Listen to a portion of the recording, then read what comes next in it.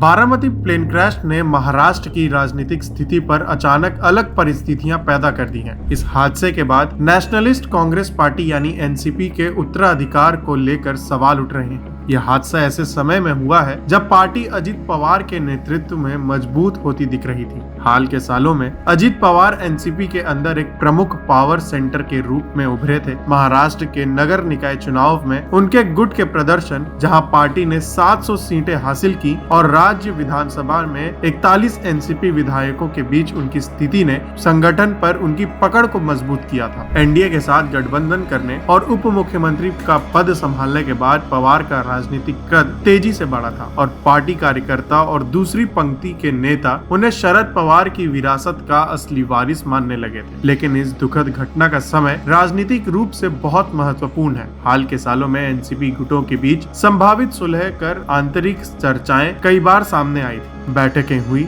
और back channel बातचीत का भी दावा किया गया। इन सब के बावजूद अजित पवार का अपने खेमे में अधिकार काफी हद तक निर्विवाद हो गया था। लेकिन अब उनके जाने से एक सबसे बड़ा सवाल खड़ा होता है कि एनसीपी का भविष्य क्या है। उनके निधन के बाद मुख्य सवाल यही है कि संगठन और विधायी ताकत दोनों कौन संभालेगा। एक संभावना सुप्रिया सुले हो सकती है, जो वरिष्ठ एनसीपी नेता और शरद पवार की बेटी है। उनके पास राष्ट्रीय पहचान, संसदीय अनुभव और मूल पार्टी संरचना के कई वर्गों में स्वीकार्यता है। बदलाव के इस दौर में उन्हें एक सर्वसम्मत चेहरे के रूप में पेश किया जा सकता है, जो संगठन को स्थिर कर सके और गुटों के बीच बातचीत का प्रबंधन कर सके। नगर निगम चुनावों के दौरान अजीत और सुप्रिया ने एक साथ मंच साझा भी किया था। वहीं अटकलों का दूसरा केंद्र पवार परिवार की अगली पीढ़ी, खासकर अजीत पवार के बेटे पार्थ पवार और जय पवार के इर्द गिर्द है। फिलहाल एनसीपी की तत्कालीन प्राथमिकता संगठनात्मक स्थिरता है। एनसीपी में गुटबाजी को रोकना, विधायकों को एक साथ रखना और सत्तारूढ़ गठबंधन के भीतर अपनी स्थिति मजबूती से रखने की कोशिश करनी होगी। आने वाले दिनों में लिए गए नेतृत्व के फैसले ये तय करेंगे कि आगे क्या होगा।